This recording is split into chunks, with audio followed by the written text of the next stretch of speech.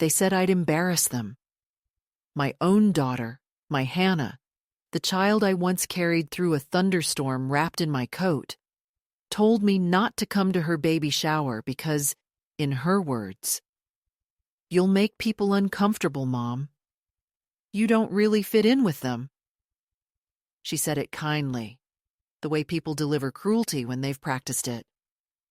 Her voice was soft, deliberate, rehearsed. There was even a tremor at the end, the kind that makes you think they're the ones suffering. And I just stood there, phone in my hand, hearing the word uninvited echo through a house that had grown too quiet over the years. I didn't ask who they were, the ones I might embarrass. I knew without being told. The in-laws. The husband's family with their manicured voices and houses that smell like imported candles.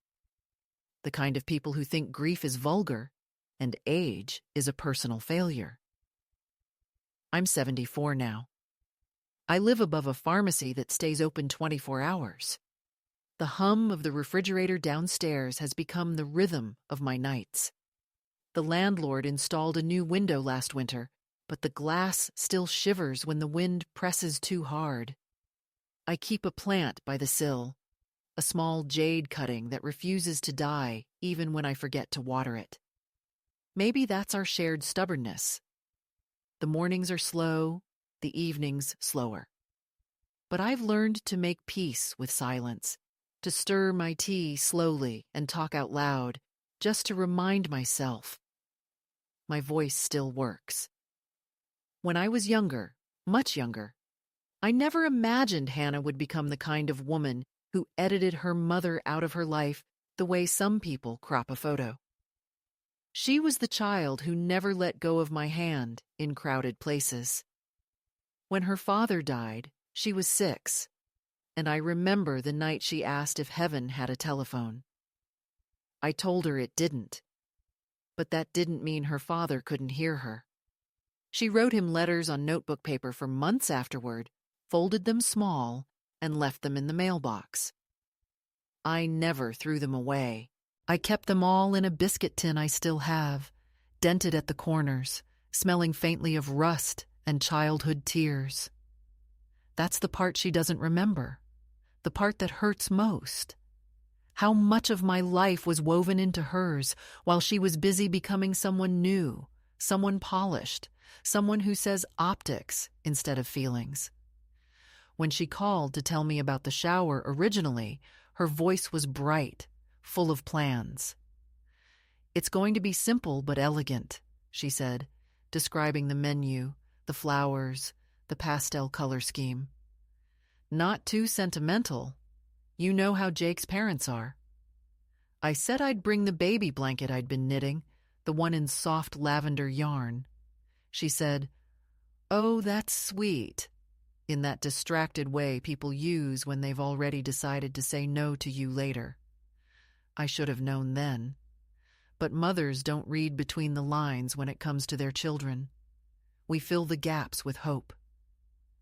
The day she uninvited me, the weather was gray, the kind of sky that never quite commits to rain.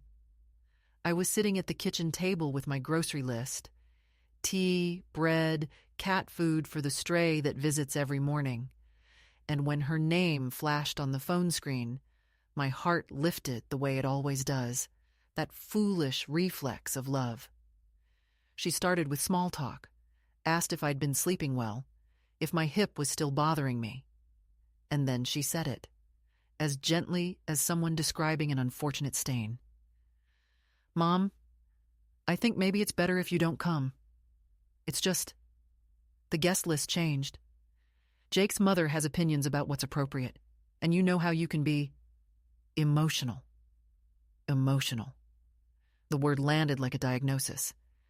I remember staring at the pattern on the tablecloth, those faded blue daisies, and thinking how easy it is to erase someone when they've already made themselves small. After the call, I didn't cry. I wish I could say I did. Tears might have washed something clean, but instead, there was just stillness. I made another cup of tea I didn't drink, opened the window, and let the sound of traffic fill the space where my breath should have been. It wasn't the first rejection, but it was the most articulate. She didn't just forget me this time. She defined me out of her life.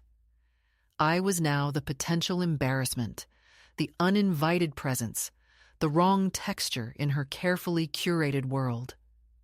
People think age brings wisdom, but sometimes it only brings inventory. The long list of what you've given and what was never returned. I counted, not out loud, but in the quiet of my mind. The school uniforms I sewed by hand when money was thin. The nights I worked double shifts at the clinic so she could have braces. The mornings I walked her to school in the rain because the bus pass expired. I even remembered the birthday when I used coupons to buy her the denim jacket every girl wanted that year, pretending I hadn't skipped my own lunch for 2 weeks to do it. All those small, invisible sacrifices that built her life while slowly dismantling mine. I thought about calling her back, asking what, exactly, she feared I might say or do. But I knew the answer already. I'd remind people of where she came from, of the years before money softened her voice. I'd remind them she wasn't always the woman who hosts brunches and says things like, "We're going for a clean aesthetic." I'd remind her of me, the version of herself she outgrew like an old coat that still fits but no longer flatters. That evening, I pulled out the lavender blanket from the basket beside the sofa. It wasn't finished yet, but the pattern was clear enough to see what it was becoming. Soft, patient, deliberate. I ran my hand over it, feeling the weight of each stitch, each quiet hour spent believing I still had a place in her new world. I thought of the first blanket I ever knitted, the one I wrapped her in when she was born, and how small she had been, just a breath with a heartbeat. The doctor placed her in my arms, and she opened her eyes, gray, unfocused, and I swore she looked straight into me, as if promising something I would spend the rest of my life keeping. Now I live among small rituals. I iron the same blouse every Sunday, though I have nowhere to wear it. I bake bread sometimes, not because I need to eat it, but because the smell reminds me that warmth can still exist in a room with only one chair. On the nights when sleep won't come, I watch the window of the apartment across the street. A young couple lives there. They argue, make up, burn dinner, laugh too loud. It's messy, but it's alive. I envy them the noise. Sometimes I wonder if Hannah will ever tell her child about me. Will I be the nameless grandmother in a story that starts with, "She wasn't well," or "We lost touch"? Or will I just vanish between generations, like smoke from a candle after the flame is gone? People forget that mothers don't disappear when they're ignored. They linger like the echo of a song only they remember. I've started to speak to her again, though not through phones or letters. I talk to her when I'm washing dishes, when I'm folding laundry. I say, "I hope you're resting, Hannah," or "Don't forget to eat." Sometimes I even catch myself smiling at the air, imagining her rolling her eyes the way she used to when I fussed too much. It's a habit of love you can't unlearn. Love doesn't end when permission is revoked. So yes, my daughter said I'd embarrass her. And maybe I would have. Maybe my thrift store dress and my old lady laugh and my way of telling stories that never quite end would have clashed with her linen napkins and pastel cupcakes. Maybe I would have cried during the toasts and talked too long about her father, about how proud he would have been. Maybe I would have reminded everyone that love isn't clean or curated. It's messy, stubborn, and loud. But that's the thing about shame. It only survives if you agree to carry it. I'm setting mine down now, right here on this table beside the cooling cup of tea. I may be uninvited from her new life, but I'm still here, still capable of remembering every version of her she's tried to forget. And if I embarrass anyone, it will only be by existing too honestly. There are worse legacies to leave behind. It happened on a Tuesday afternoon, the kind of pale, empty day when nothing should hurt because nothing really happens. I was in the middle of mending the hem of my kitchen curtain when the phone rang again. I almost didn't answer. I had learned to be cautious of calls that carried her voice. But habit, that old servant of love, moved my hand before my mind could protest. Her tone was different this time, lighter, almost rehearsed, like someone reading a script written by someone else. "Mom," she said, "I've been thinking about Sunday. Maybe it's better if you don't come at all." The words landed softly, but I could hear the tremor underneath, the one that comes when guilt and pride are holding hands. I asked her why, though I already knew, and she hesitated long enough for me to hear the hum of traffic behind her, the distant sound of a life that had already moved on. "It's just, things have changed. Jake's family wants to keep it small, just immediate relatives. It's nothing personal." Nothing personal. There are no smaller words that carry more cruelty. For a long moment, I didn't answer. I could hear her breathing, that controlled inhale she always used when she expected me to cry. I didn't give her the satisfaction. I said, "Of course, darling, if that's what makes you comfortable." She exhaled, relieved, mistaking my composure for agreement. "You understand," she said. "You know how these things are. It's all about presentation. Jake's mother has her ideas and she can be—" I finished the sentence for her. "Judgmental?" She laughed, too quickly. "Just particular." Then, as if realizing she had gone too far, she added, "I promise I'll call you after. We'll have our own little celebration. Just the two of us." I could see it clearly, the polite lie tied in a bow. After she hung up, I sat very still.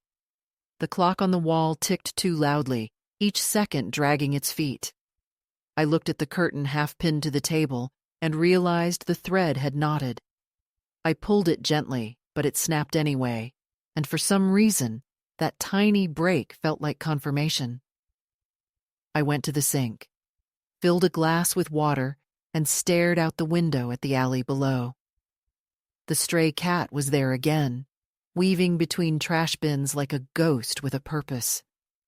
I thought of how it came every day, no matter how often I forgot to leave food, no matter how cold the air. It kept coming, as if persistence alone could make the world kind. I envied it. I picked up the gift I'd been working on, the lavender blanket, and folded it carefully. The stitches had grown uneven where my hands had trembled during the call, but the pattern was still whole.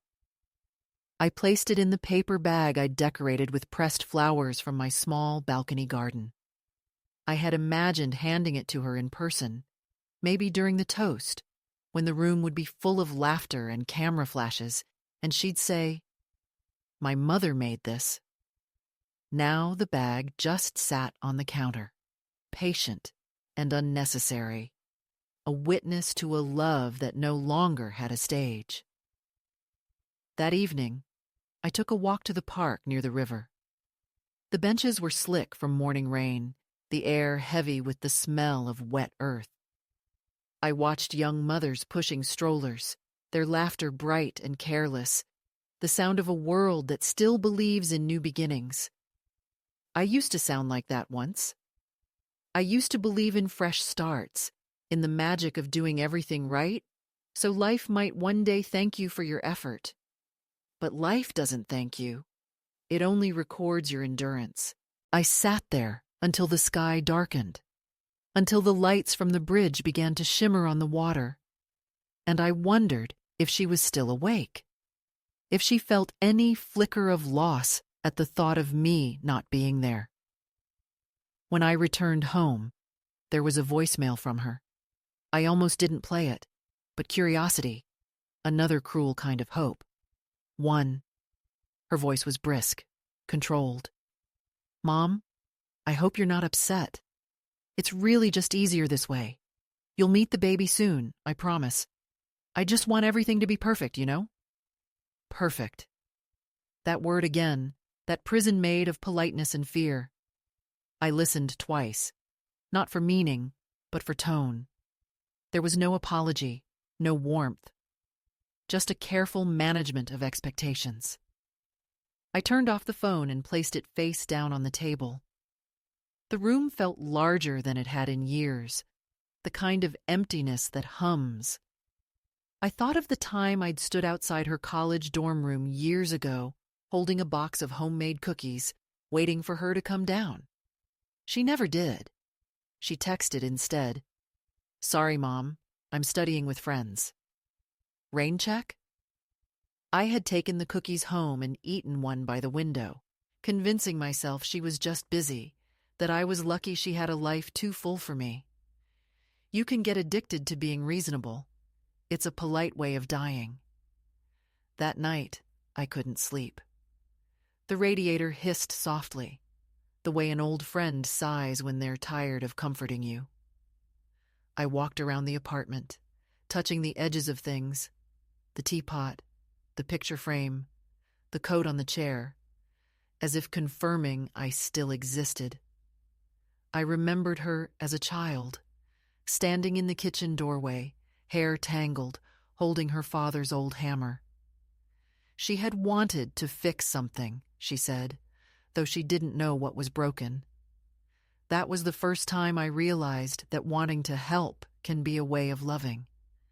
Now she fixes her life by removing me from sight, tightening the bolts of her image so nothing rattles when people look too closely. The next morning, I woke early and wrote her a note I didn't send. It began simply, "You don't owe me gratitude, but you owe me honesty." I stopped there because I realized honesty was what she feared most. It would break the thin glass she had placed between us, the one labeled respectable distance. I folded the paper anyway and slipped it into the drawer with the rest of the letters I never mailed. The drawer where all my unspoken sentences go to die quietly. Later that day, I walked to the post office to pick up a parcel. The clerk, a young woman with chipped red nail polish, smiled at me. "Big day coming up?" she asked, noticing the card I'd tucked into my purse with pastel balloons printed on it. "My daughter's baby shower," I said automatically, the truth too fragile to expose. "Congratulations," she said. I nodded, and for a moment, I almost believed the word fit me. On the walk home, I imagined what it would have been like to be there. The laughter, the tiny shoes in gift bags, the scent of vanilla frosting.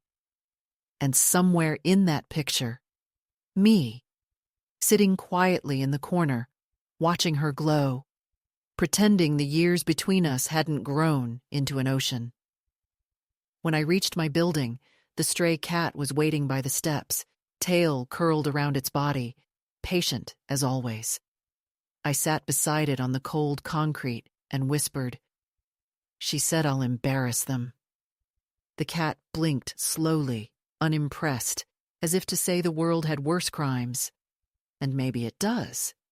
Maybe this is just the small cruelty of evolution, children shedding their origins like old skin.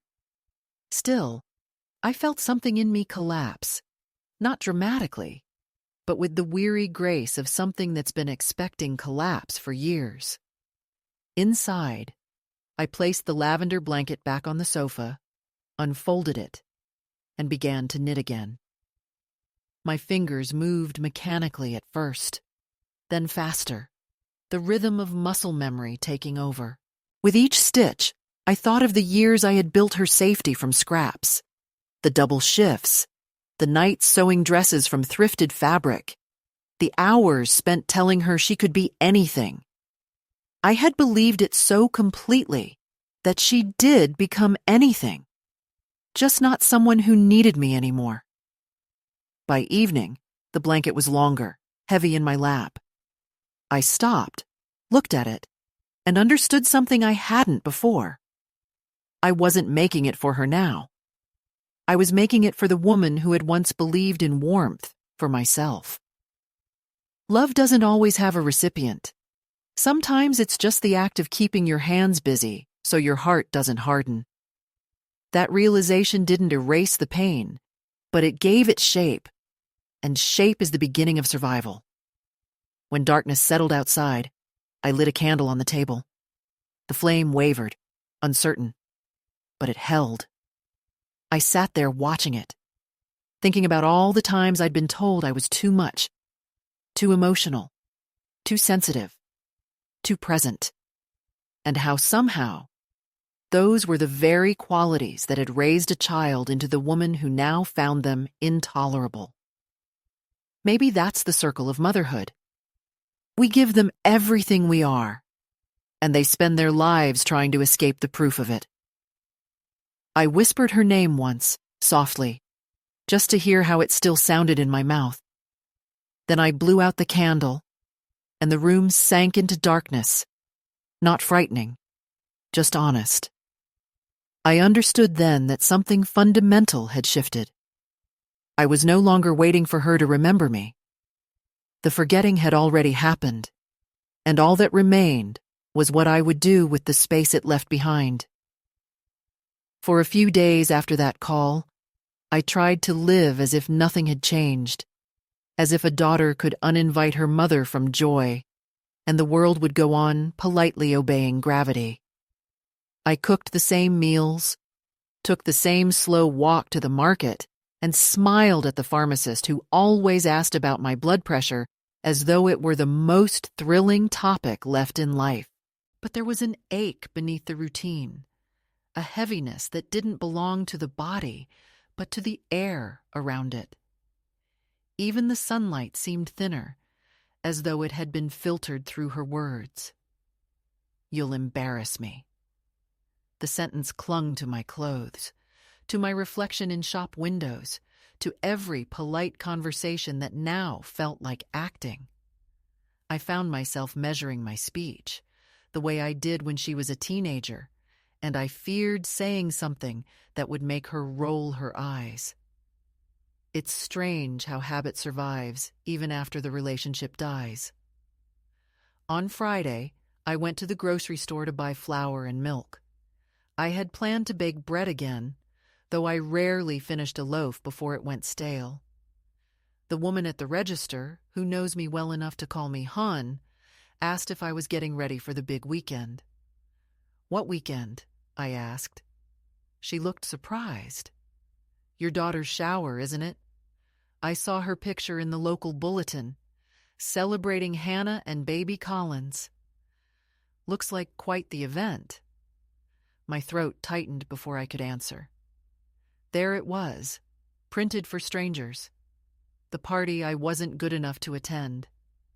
The woman kept smiling, oblivious, saying something about how beautiful Hannah looked, glowing like a movie star. I nodded, pretending to share her pride, pretending I hadn't already been erased from the caption. When I got home, I placed the groceries on the counter and sat down without unpacking them. The paper bag crumpled under the weight of my arm. I stared at the wall for a long time until the outline of the clock blurred, and all I could hear was the faint, steady ticking that mocked the idea of progress. It wasn't grief exactly. It was something quieter and more corrosive, like rust on metal. Grief has an ending, but humiliation just lingers. That night, I dreamed I was at the shower after all. I walked into a room full of pastel balloons and crystal glasses, and everyone stopped talking. They smiled too brightly, like mirrors reflecting each other. Hannah was standing by a table piled with gifts, her hands resting on the curve of her belly. She looked at me as though she couldn't place my face, as though I were some neighbor who had wandered in by mistake. Then she turned back to the crowd and said, "Oh, that's just my mother," with a tone that sounded like apology. I woke up before anyone offered me a chair. The next morning, I decided to mail the blanket anyway. I wrapped it carefully in tissue paper and placed it in a plain brown box, writing her address in my neatest handwriting. I hesitated before adding a return label, then left it blank. I didn't want it back if she refused it. At the post office, the clerk asked if I wanted insurance on the parcel. I almost laughed. How do you insure something made of time and forgiveness? No, I said. Just standard delivery. As the box slid out of sight, a strange calm settled over me. Something irreversible had happened, and not just between her and me, but inside me. The waiting part of love was done. After that, days began to fold into each other. I stopped checking my phone, stopped glancing at the mailbox as if it might hold redemption. Instead, I began to walk farther each afternoon, past the park, down to the bus terminal, where I'd sit and watch people leaving. There's something cleansing about observing departures when you've already survived one. I liked the way travelers carried their lives in small suitcases, how they clutched tickets like promises. I began to wonder what would happen if I just stood up and followed one of them, anywhere. The thought frightened and thrilled me in equal measure. One evening, while washing dishes, I noticed a small chip in my favorite cup, the one with faded violets around the rim. It wasn't new damage. I must have missed it before. But now it looked deliberate, like evidence. I ran my thumb along the crack until I felt a sting and saw a bead of blood rise. It struck me then how easy it is to bleed from something you thought you'd already put down. I pressed a towel against the cut and kept staring at that cup, realizing it was a perfect symbol of me. Useful, intact enough to serve, but one wrong touch away from breaking. That weekend, the shower took place. I knew because I saw the photos online. Someone had tagged her name, and there she was, glowing and perfect in a cream-colored dress, her hair arranged in soft waves, surrounded by flowers and smiling faces. There was a table piled high with gifts, pastel cakes, and glittering decorations.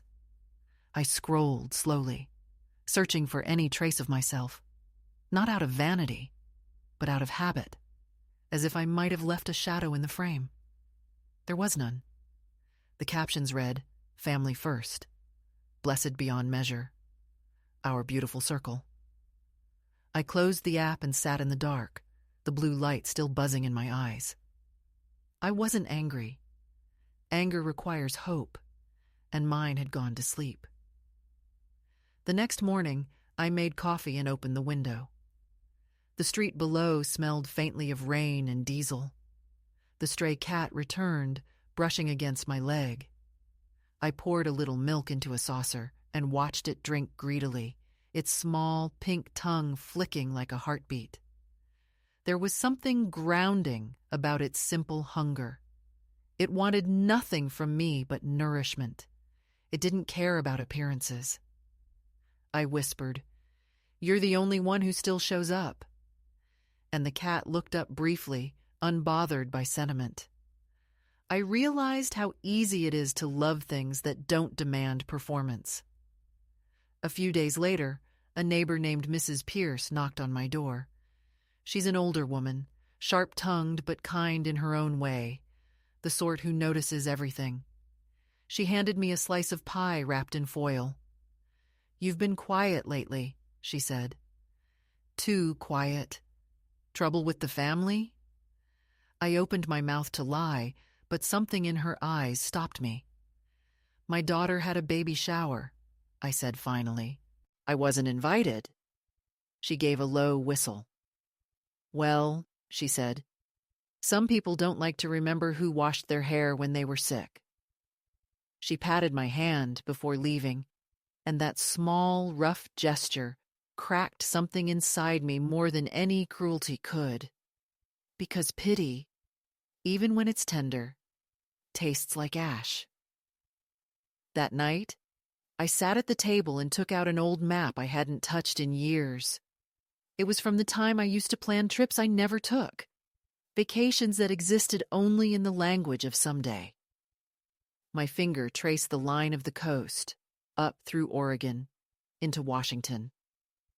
I remembered how, years ago, Hannah and I had taken a short trip to the seaside when she was 10. We'd walked barefoot on the wet sand, collecting shells, her hand gripping mine tightly because she was afraid of the waves. They look bigger than they are, I'd told her, and she'd laughed, saying, like you when you're angry. It felt like another lifetime, a different set of people living under our faces. I wondered where that child had gone, and where I had gone with her.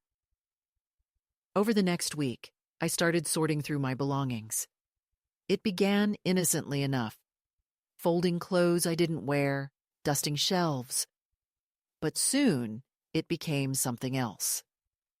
I found myself packing boxes without deciding why. It was as if my hands were preparing for a departure my mind hadn't yet announced. I discovered a photograph of Hannah at her high school graduation, her arm around me, both of us squinting into the sun. She looked proud then, not embarrassed. I turned the photo over. On the back, she had written, "We made it, Mom." I traced the words with my finger, feeling them fade like ink that no longer belonged to the page. Every night, I kept returning to that map, to the idea of movement. The world had shrunk so much around me, reduced to a single apartment, a phone that didn't ring, a name that no longer fit in someone else's mouth. I wanted distance, not from her, but from the woman I had become waiting for her call. The thought of going somewhere, anywhere, started to bloom quietly inside me. I didn't tell anyone. It felt sacred, like a seed pushing through soil in the dark. One morning, I withdrew a small amount of cash from my savings, enough for a ticket and maybe a few nights somewhere anonymous. I didn't know where yet, only that it had to be far enough that my memories couldn't find me easily. As I walked back from the bank, the city felt sharper, more alive. Even the noise of traffic sounded like possibility. I passed a bus stop and watched the doors open, people stepping on with that particular mix of weariness and anticipation. I could almost feel the pull of it, the simple courage of leaving. That night, as I packed a small bag, I caught my reflection in the window. For the first time in years, I didn't look like someone waiting for permission. I looked like someone remembering she existed before she was anyone's mother. The lavender blanket lay folded on the sofa, already gone from her life, but maybe not wasted. It had taught me that creation doesn't require an audience. I thought about the cat, about Mrs. Pierce's pie, about the silence that had begun to feel like breathing rather than punishment. And I realized the world had already started rearranging itself around my absence. I didn't know exactly when I would go, but I knew I wouldn't stay. The waiting had turned into a kind of dying, and I'd done enough of that. Maybe the first step isn't about knowing where you're headed, but about refusing to remain where you're unseen. That night, I left the window open and let the wind move through the room, lifting the edges of the curtain like the beginning of a journey. I left quietly, the way women of my generation were taught to leave, without announcement, without needing an audience for the courage it takes to disappear. It was early, still dark enough that the city lights hummed like tired stars. I packed one small suitcase, the kind flight attendants used to carry, with clothes that didn't wrinkle easily and the lavender blanket folded carefully on top. I didn't write a note, not even for myself. The apartment had already begun to feel like an echo of someone else's life. I locked the door, slid the key into an envelope addressed to the landlord, and left it under the mat. The air outside smelled faintly of rain and metal, that scent of endings that never quite announce themselves as such. I walked to the bus station, bought a one-way ticket north, and didn't look back. It wasn't rebellion, it was relief. The quiet exhale after years of holding my breath for someone else. The bus was half empty, filled with people who, like me, were escaping something they couldn't name. A young man in a denim jacket slept with his head against the window. A woman 2 rows ahead whispered into her phone, telling someone she'd be home soon, though her eyes said otherwise. The engine's vibration lulled me into a state that wasn't quite sleep, but wasn't waking either. A liminal drift where memories and reality blurred into one long thread. I remembered another bus ride decades ago. Hannah asleep on my lap, her small hand clutching my coat.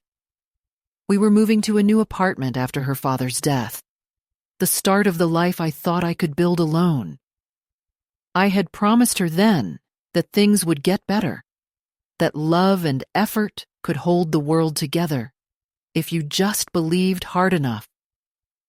Looking back, I realize how much of motherhood is made of such promises, spoken not because they're true, but because silence would be unbearable. When the bus crossed the state line, dawn was beginning to touch the horizon, that slow gray unfurling that makes everything look both new and tired at once. I decided to get off at a small town whose name I didn't recognize, mostly because I liked the sound of it when the driver announced it. The streets were quiet, the kind of quiet that comes from people who still believe mornings should be slow. I found a modest motel near the station, a place that smelled of bleach and old carpets, but it had clean sheets and a window that opened. The woman at the front desk looked at me without curiosity, just polite acknowledgement, and that felt like a gift. For the first time in years, I was no one's mother, no one's obligation, no one's embarrassment. Just a woman checking in. The first few days I spent walking. The town was small, built around a single main street, with a bakery, a thrift store, and a post office that looked like it hadn't changed since the 1960s. I found comfort in its ordinariness. I'd wake early, buy a cup of coffee from a corner shop, and sit by the window, watching the same people pass by each morning. The woman with the red scarf walking her dog, the man who swept the sidewalk in front of the hardware store, the teenagers in their bright jackets waiting for the school bus. There was rhythm there, an unspoken choreography of existence that didn't need me to perform. Sometimes I'd think of Hannah, of her perfect suburban kitchen and curated smiles, and wonder if she ever felt the same kind of peace I did in that small room with peeling wallpaper and no expectations. On the 4th day, I wandered into the library. It was nearly empty, just the librarian at the desk and an older man reading the newspaper. The air smelled faintly of paper and dust, that scent of lives quietly archived. I browsed the shelves without purpose until I found a section of old travel guides, their covers faded from sunlight. One of them fell open to a page about coastal trails, and inside it, someone had left a folded letter. It wasn't addressed, just written in careful cursive on yellowed paper. If you find this, it means I never made it back. But don't be sad. Some departures are the only way to stay alive. I don't know why, but I slipped the letter into my pocket. It felt like something meant for me, even if it wasn't. That night, I sat by the motel window, reading the letter again under the dim light. I thought about the woman who had written it, imagining her as someone who had also been told she was too much, or not enough, or just wrong in the ways that don't matter until they suddenly do. I realized then that I wasn't running away from my daughter. I was running toward myself, the version of me that existed before motherhood consumed all the other names I used to answer to. I decided to stay a while. A week later, I found a room for rent above a small grocery store. The landlord, a widowed woman named Elsie, was practical and unsentimental, the kind of person who expected rent on time and conversation only when necessary. She reminded me of the women I used to work with at the clinic. Strong backs, steady voices, hearts that beat for no one's approval. The room was small but sunny, with a narrow bed and a window that overlooked the street. I bought a secondhand kettle, a floral mug, and a notebook from the thrift store downstairs. I started writing again, not to anyone, just to myself. Small thoughts, bits of memory, things I didn't want to lose. One afternoon, while buying groceries, I noticed a flyer near the register. Community Center. Thursday tea social for women. All ages welcome. I almost ignored it. I'd had enough of organized kindness, the kind that always came with questions about family and grandchildren. But something in me ached for voices other than my own. On Thursday, I walked there, expecting nothing. The room was filled with mismatched chairs, a long table covered with floral cloth, and a smell of over-brewed tea. There were about 10 women, most around my age, talking in that soft, layered way people do when they've all known loneliness. I took a seat at the end of the table, nodded politely, and listened. Their stories were different, but familiar. One spoke about her daughter who had moved overseas and only sent postcards once a year. Another mentioned a son who hadn't called since her birthday 3 summers ago. The details varied, but the feeling was the same. The quiet humiliation of being loved out of obligation, not out of recognition.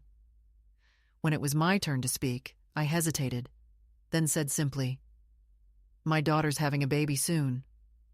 I won't be there." There was no pity in their faces, only understanding. One woman reached out and squeezed my hand, her palm warm and rough. No one asked why. No one needed to. After the meeting, I stayed behind to help fold the tablecloths. The woman who'd held my hand introduced herself as June. She was tall, silver-haired, with eyes that looked like they had already forgiven the world. She asked if I wanted to walk home together. As we stepped into the cool evening, she said, "You know, sometimes leaving isn't the opposite of love. It's the only way to prove it ever existed." I didn't answer, but the words stayed with me. In the following weeks, life began to take on a rhythm again, not the kind built around someone else's needs, but one that belonged entirely to me.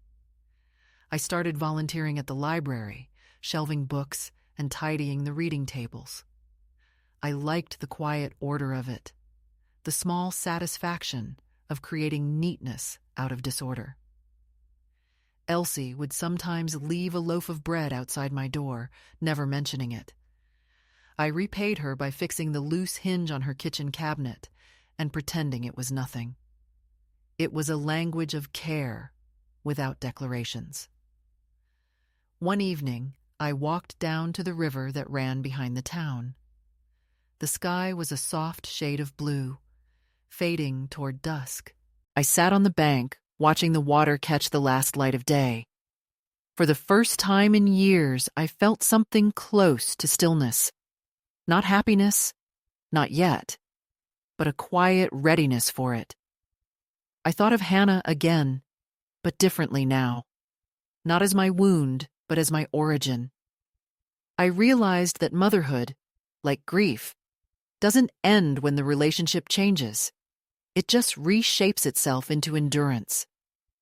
I whispered her name once, not in sorrow, but in gratitude, because she had unknowingly forced me to find out who I was without her. When I returned to my room, I opened the notebook and wrote, "I am no longer waiting to be invited into love. I am already inside it. Here, in the quiet, in the work of staying alive." It wasn't poetry, but it felt true. I closed the book, made myself a cup of tea, and stood by the window. Below, the streetlights flickered on one by one, each a small, steady promise that darkness doesn't win all at once. I didn't know what the next chapter of my life would look like, but for the first time, I wanted to see it. It began with a letter that arrived on an ordinary morning, tucked between an electricity bill and a grocery flyer. The envelope was pale pink, the handwriting unmistakable, that neat, slightly slanted script she had learned from me at the kitchen table when she was 8 years old. I stared at it for a long time before touching it, tracing the loop of her H, the same way I used to trace her curls when she was small and feverish. For a moment, I thought I might leave it unopened, as if withholding my eyes could keep its contents from changing me. But habit and longing have a way of undoing all our quiet decisions, so I slid it open carefully and unfolded the page inside. Her words were polite, practiced, stripped of intimacy. "Mom, I hope you're well. The baby is due soon. We've been very busy getting everything ready. I'd like to send you photos when she arrives. I know things were awkward about the shower, but I'd rather focus on moving forward. Love, Hannah." No apology, not even the faint shape of one, just that vague phrase moving forward, as though affection were an item you could misplace and then retrieve by simple will. I read it 3 times, each time finding less in it. Then I placed it on the table beside my tea, where it stayed for days, a pink accusation that I still cared.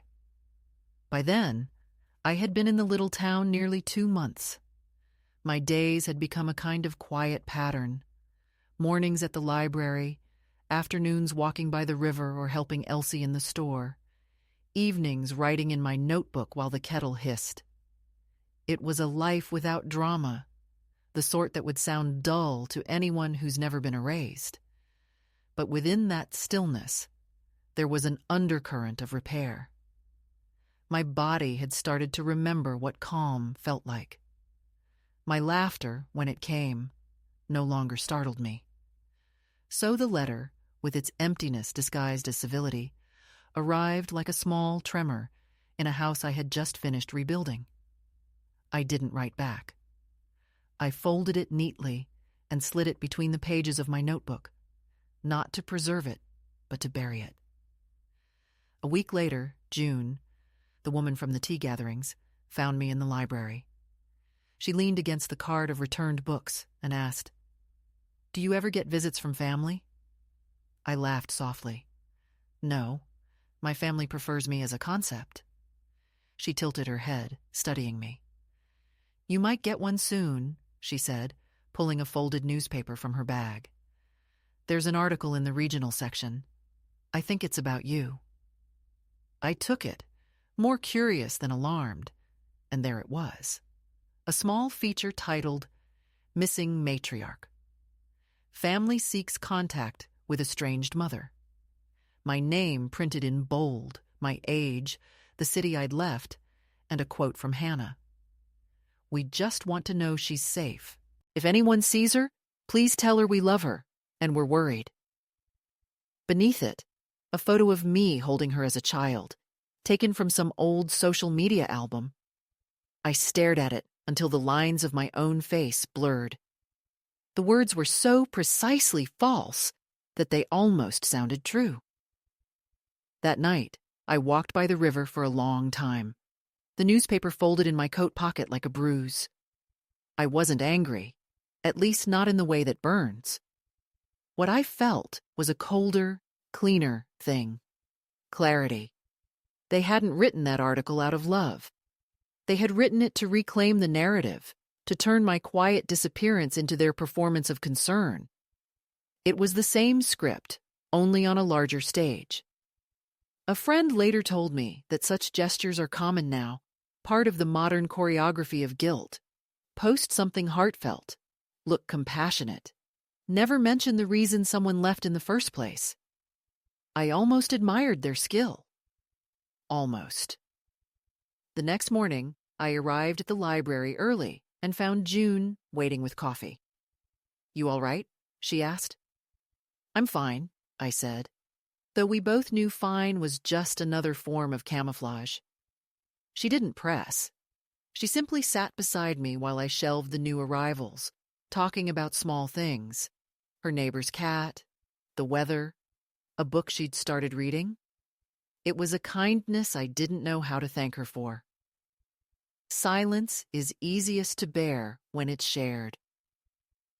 Later that afternoon, I saw a man in a dark suit standing across the street from the grocery store. He wasn't from here. You can always tell by the way outsiders look at small towns, like they're searching for exits. When I walked past him, he smiled politely. "Mrs. Hollis?" he asked, using my married name, which no one here knew. I stopped. "Who's asking?" He introduced himself as Derek, a lawyer from my daughter's city. "Your family's been worried. They hired me to locate you just to make sure you're safe." His tone was gentle, rehearsed. I almost laughed. "Tell them I'm not lost," I said. "Just not looking to be found." He hesitated, holding out a business card. "Would you at least consider calling them? They're very concerned." I took the card, folded it once, and put it in my pocket. "Concern," I said, "is what people call guilt after it's too late to matter." After he left, I stood there for a long time, the winter light washing the street in a colorless glow. Elsie came out of the shop to smoke a cigarette. "You know that man?" she asked. "Not anymore," I said. She squinted at me, then shrugged. "If he gives you trouble, I know a cousin who used to work for the sheriff. He's not bright, but he's loud." I laughed harder than I meant to. Sometimes protection comes in the most ordinary packages. That night, I wrote a letter, not to Hannah, but to myself. "You are not missing. You simply stepped out of the picture they chose to frame you in." It wasn't an act of defiance. It was documentation, a small proof against the rewriting of my story. I slipped the note into the same notebook that now held her pink letter, and for the first time in years, I slept through the night. A few days later, June invited me to her house for tea. It was a small cottage with shelves lined with old glass bottles, each labeled in her delicate handwriting. She told me they once held herbs and tinctures from when she'd worked as a nurse. "I used to fix people," she said. "Now I just collect what doesn't need fixing." We talked for hours, the kind of conversation that winds gently between laughter and confession. I told her about the lawyer, about the article, about the strange mixture of shame and relief that came with being publicly pitied. She listened without judgment. "They're trying to make you the villain of their guilt," she said finally. "Don't audition for the role." That evening, as I walked home, I saw the same stray cat sitting on the steps of my building, waiting, as always. It followed me upstairs and for the first time didn't leave when I opened the door. It circled twice, then settled on the rug like it had decided I was safe to belong to. I named it Fig, because it had survived on scraps and sunlight. We understood each other that way. The next morning brought another letter, this one postmarked from a hospital in my daughter's city. The envelope trembled slightly in my hands. Inside was a photo, a newborn, wrapped in a soft blanket, her eyes closed, her mouth curved as if halfway to a smile. My granddaughter. Beneath the photo, a note in Hannah's handwriting. Her name is Clara. I hope one day you'll meet her. No apology still. No acknowledgement of absence. Just a name and an image meant to soften me. And it worked, in a way. I stared at that tiny face for a long time, feeling something break open inside me. Something that wasn't forgiveness, but something close to longing. I placed the photo on my desk, beside my cup of tea. Fig jumped up and sniffed it, uninterested, then curled beside it as if guarding the possibility of tenderness. Days passed, and then one afternoon, I returned home to find Elsie waiting at my door. "Someone's been asking about you again," she said, lowering her voice. "A woman this time. Fancy coat, city accent." My stomach tightened. "Did she say her name?" "Said she was your daughter's friend. But I don't buy it. She looked too nervous to be a friend." I thanked her, locked my door, and sat by the window until evening. Around sunset, I saw her, Hannah herself, standing across the street, pretending to check her phone, her posture uncertain, as if she wasn't sure what she was entitled to anymore. I didn't move. She stayed for maybe 5 minutes, then walked away. I watched until she disappeared around the corner, my heart steady, my eyes dry. I thought of calling out, but the words wouldn't come. I wasn't ready, and maybe she wasn't either. That night, I dreamed of the house I'd once shared with her father. He was sitting at the table, newspaper open, looking up at me with that patient expression he always had when life disappointed him, but never surprised him. "You did your best," he said. "That's not the same as doing enough," I replied. He smiled. "It never is, Martha. That's the secret." I woke with tears on my face, though not from pain. Dreams are how the dead remind us we're still here to finish something. A week later, the phone in my room rang. No one had called that number before except Elsie or June. I almost didn't answer, but Fig's sudden stillness made me reach for it. "Mom?" The voice was fragile, cautious, as if she were trying on the word again after forgetting its shape. I closed my eyes. "I'm here," I said. There was a long pause, just breathing on both ends of the line. "I saw you," she whispered. "I didn't know if you'd want me to come up." "You didn't," I said. "You left. Again." Another silence. "I had the baby," she said finally. "I know." "She's beautiful," I added. "You got the picture?" "Yes." "Then you know." I almost asked what exactly I was supposed to know, but something in her voice stopped me. She wasn't calling to argue. She was calling to confirm I still existed. That, for now, was enough. After we hung up, I sat there for a long time, the receiver heavy in my hand. The town outside was quiet, the kind of silence that feels earned. I realized that she hadn't apologized, and I hadn't demanded one, and maybe that was the closest we'd ever come to peace. Later, I wrote her a letter, not to send, but to finish something in myself. You don't have to call me mother again. You don't have to explain the party or the lies or the lawyer. I've stopped needing explanations. I've started needing air.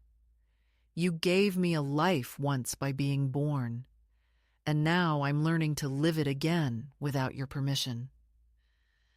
Take care of your child the way I tried to take care of you, completely, foolishly, without measure. But don't forget to let her breathe. When I finished writing, I placed the letter in the drawer beside the first one she'd sent, beside the photograph of baby Clara. I didn't feel triumphant or vindicated. just calm. Outside, the moon hung low over the rooftops, indifferent and full. I stood at the window, fig winding around my ankles, and whispered, "I am not missing. I am found."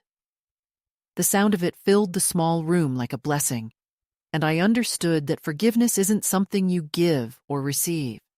It's something you outgrow. It happened on a day that smelled of endings and rain, the kind of gray that seeps into your bones and makes everything feel half-remembered. I had gone to the market early to buy flour, though I didn't need it.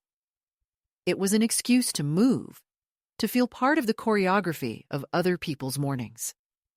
The bakery across from the square had a sign taped to the window. Community announcement. Story Circle, Saturday, Town Hall. I had seen those flyers before. Small gatherings where people told pieces of their lives to strangers and called it healing. I had always walked past them. But that day, something tugged at me. A quiet, stubborn impulse that felt both dangerous and necessary. Maybe it was because the sky was heavy with rain and the air smelled of electricity. Or maybe because I had run out of reasons to keep my story locked inside the small room of my body. Either way, I found myself writing my name on the sign-up sheet. When Saturday came, I wore my best dress, the one with the faint scent of lavender soap, and walked to the hall. June met me at the entrance, her eyes bright in the dim light. "You're sure?" she asked. "No," I said, "but I'm here." The hall was modest, just a few rows of chairs and a small stage. People spoke one by one, telling their fragments, losses, triumphs, the familiar music of ordinary pain. When it was my turn, I stepped forward, my hands trembling slightly. I hadn't spoken to a room of strangers in years, and my voice, when it came, surprised me with its steadiness.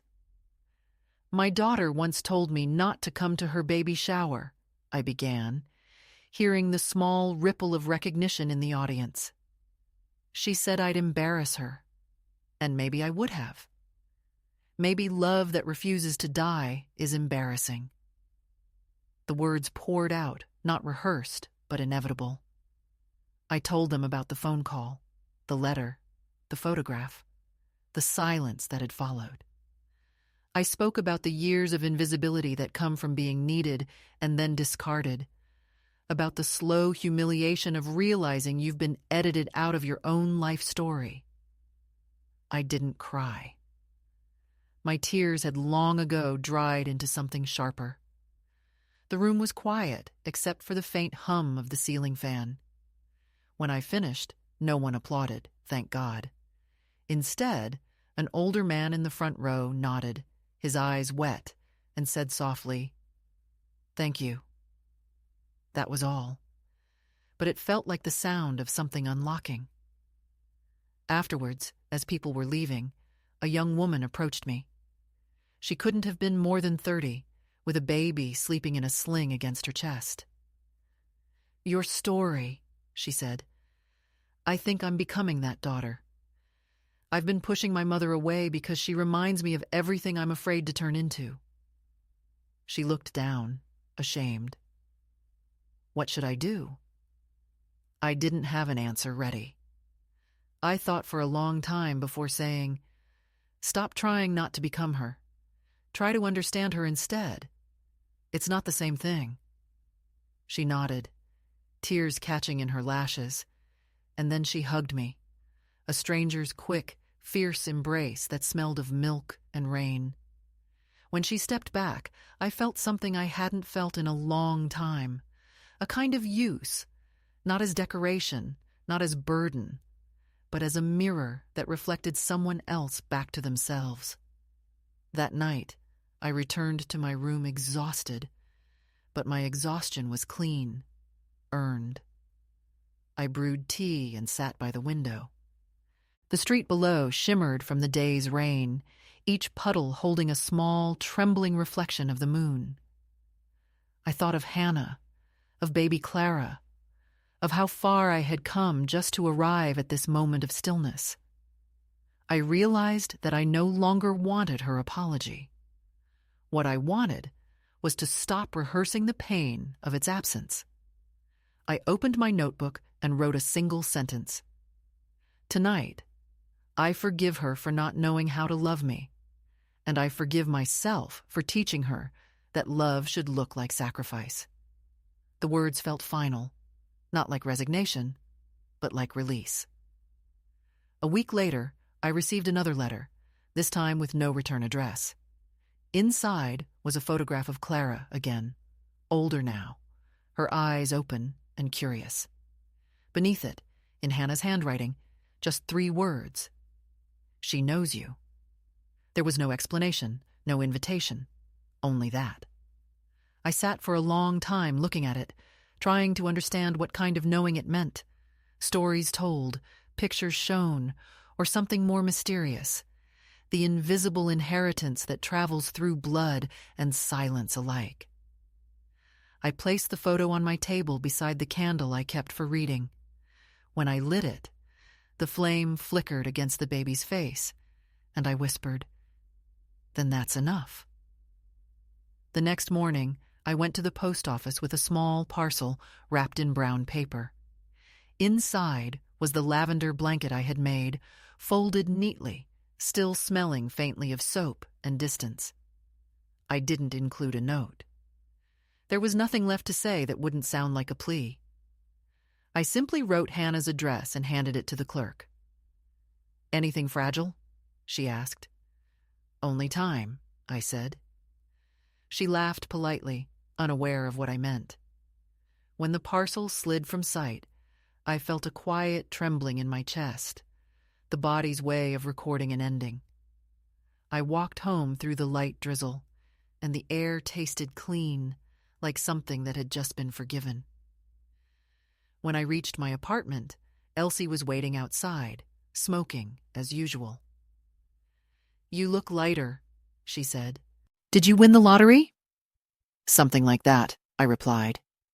Inside, Fig was curled on the windowsill, tail twitching. I sat beside him and watched the rain blur the world into watercolor. There was no music, no dramatic surge of triumph. Just the sound of water meeting glass, the ordinary grace of survival. And yet, in that quiet, I realized the truth of it. I had done the one thing she never expected. I had stopped orbiting her. That evening, I walked to the river, the same place I had first begun to feel like someone who could start over. The current was high from the rain, the water moving with a restless urgency. I took the newspaper clipping from my coat pocket, the one that had once declared me missing. The paper had yellowed at the edges. I held it over the water, hesitated for a breath, and then let it go. It floated briefly, caught by the wind, before dissolving into the surface, ink bleeding into the river like the soft undoing of history. I watched until it vanished. It wasn't an act of defiance. It was a burial, small and unceremonious, the kind women like me perform alone and without applause. As I stood there, the clouds began to break, and a thin beam of sunlight slid across the river, turning everything briefly golden. I thought of my husband again, of his last letter, the one that had said, "You'll stand tall even when the world forgets to look up." I whispered the words aloud, tasting them like a prayer. I hadn't believed him then, but now, with the cold wind against my face and the ache in my knees and the whole sky slowly reopening, I understood. Standing tall isn't about pride. It's about refusing to vanish. When I returned home, I found a voicemail waiting. It was Hannah. Her voice was unsteady, tired, the kind of tired that comes from carrying something heavier than regret. "Mom, I got the blanket," she said. "It's beautiful. Clara sleeps with it." I wanted to say, I don't know how to say it. "I wish you were here, that's all." She paused. and I heard the baby coo faintly in the background, that soft, rhythmic sound of life beginning. Maybe someday, if you want, we could try again. Then the line went silent. I replayed it once, not to analyze the words, but to memorize the tone, the hesitant softness that sounded almost like the girl she used to be. Then I deleted it. Not out of anger, but out of mercy, because some things are too fragile to play twice. That night, I didn't write in my notebook. I didn't need to.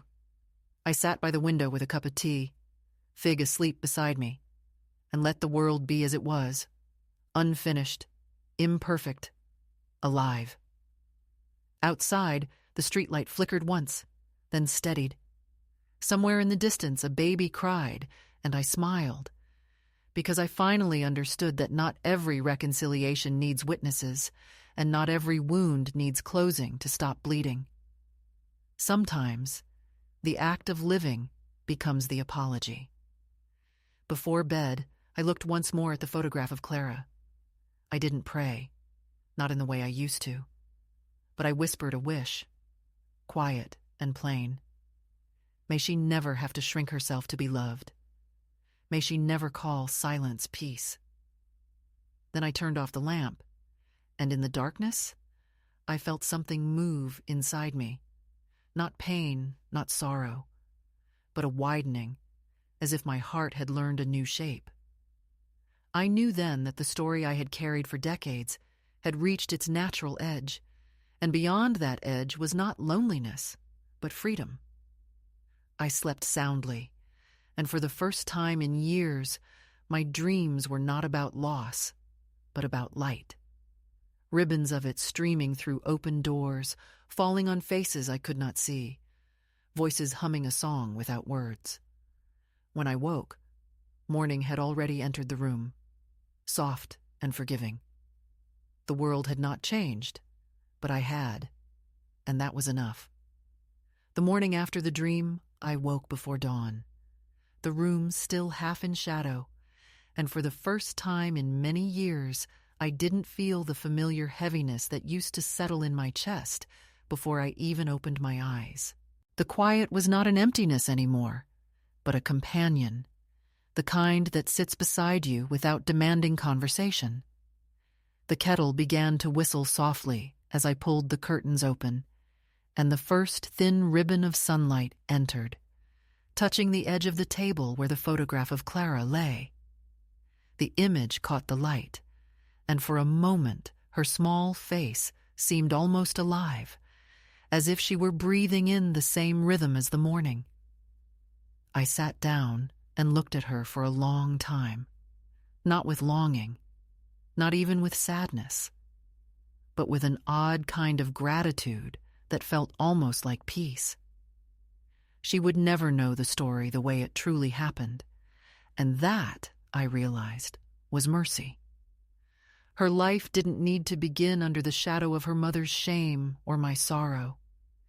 She could inherit only the softness, the lavender blanket, the quiet endurance, the unnamed love that traveled invisibly through generations like a thread pulled through fabric too old to tear.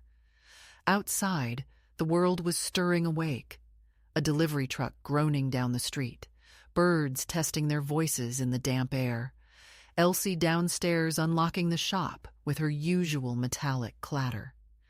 The cat, Fig, stretched beside the window, blinked at the light, and resumed his watch over the small kingdom we had built together. I poured my tea and thought about the years behind me, how so much of my life had been spent waiting to be seen, how often I had mistaken invisibility for grace. It took me 74 years to understand that being unseen is not always a tragedy. Sometimes it is freedom, a quiet return to one's own skin. Later that morning, I walked down to the river with a small bundle in my pocket. It was the last of the letters I had written to Hannah but never sent, tied with a piece of lavender thread. I had reread them the night before and realized they no longer belonged to me or to her. They belonged to the woman I had been, the one who waited by the phone, the one who mistook silence for punishment. I sat on the same bench where I had first watched the newspaper dissolve in the water weeks earlier. The river moved steadily, unconcerned with human drama, carrying everything forward in its slow, relentless mercy. I untied the thread, unfolded the letters, and read them one last time under my breath. The words now gentle, emptied of demand. Then I let them go, one by one, watching as the paper darkened and drifted away. When the last page slipped beneath the surface, I felt the strangest sensation, as if the world had exhaled through me. When I returned home, June was waiting outside, holding 2 steaming cups of coffee. "I thought you might be up early," she said. We sat together on the steps, watching the morning build itself around us. She asked if I'd heard from my daughter again, and I shook my head. "But that's all right," I said. "For the first time, I don't need the next chapter to include me." June smiled, that small, knowing smile of women who have also learned to outlive disappointment. "You know," she said, "there's something beautiful about a story that doesn't end with reunion, but with understanding." I nodded. Reunion is just another word for performance. Understanding is quieter, but it lasts longer. The days that followed unfolded like silk, slow and deliberate. I began helping Elsie more in the shop, learned the rhythm of her customers, the gossip of the town, the comfort of belonging without history. Sometimes, children came in with their mothers, and I found myself laughing with them, teaching them how to count change, showing them how to wrap parcels with tidy corners. Their small hands reminded me of Hannah's once, sticky, curious, unashamed of needing help. It no longer hurt to remember. It felt like honoring something real. I realized that my capacity for tenderness hadn't diminished. It had simply found new directions, smaller, quieter ones, that didn't depend on being named or recognized. In the evenings, I would sit by the window, write short notes in my notebook, not letters anymore, just observations. The light on the river today looked like forgiveness. The cat has learned to trust the silence. The body remembers peace more easily than pain once you let it. These were not diary entries, but little anchor points, ways of recording that I was still here, still learning, still capable of wonder. I started baking again, not for anyone but myself, and the smell of bread filled the apartment with a warmth that no longer needed witnesses. One afternoon, the postman handed me a small package. There was no return address, only my name in an unfamiliar hand. Inside was a book, The Little Prince, its pages slightly worn, its cover soft from years of handling. On the title page was a note in Hannah's handwriting. "You read this to me every night when I was small. I thought you should have it back." Nothing else, no explanation, no apology, only that. I sat with it in my lap for a long time, fingers tracing the indentation of the ink. That was her way of speaking, indirect but sincere, and I accepted it as it was. I placed it beside the photograph of Clara, and in that simple act, I felt the circle close. Not neatly, not completely, but enough. That night, I walked outside to breathe the cool air. The street was quiet, the lamplight soft. I looked up at the windows across the street, the silhouettes of families moving behind curtains, the faint sound of laughter spilling into the night. I didn't envy them anymore. I understood now that every household, no matter how bright it looks from a distance, has its own private silences, its own small exiles. I had lived mine, and I had come through. The sky was clear, stars sharp against the dark. Somewhere, perhaps miles away, Hannah was rocking her daughter to sleep, humming the same off-key lullaby I had once sung to her. The thought didn't ache. It simply existed, a small, tender truth I could carry without flinching. When I finally went back inside, I wrote one last note in my notebook. If another woman finds this, let her know she isn't forgotten. The world teaches us to disappear, but we are still here, quiet, breathing, enduring, becoming light in the corners no one looks at. I closed the book, placed it on the windowsill, and turned off the lamp. The darkness felt soft, familiar. Fig climbed onto the bed, curled against my side, and purred himself into sleep. I lay there listening to the rhythm of his breathing, the hum of life continuing around me. Before sleep took me, I thought of all the women I had met, the ones who came to the tea gatherings, the ones who told their stories in whispers because no one else would listen. I hoped they had found their own small freedoms, their own soft places to land. I hoped Hannah would too, one day, when she was ready to see herself clearly. But even if she never did, I knew that I had done what I came into this world to do, to love completely, to survive rejection without bitterness, and to walk out of silence carrying my own name like a lantern. The light from it was faint, perhaps, but it was mine, and it was enough to see the road ahead, even as the world went quiet again, ready for morning.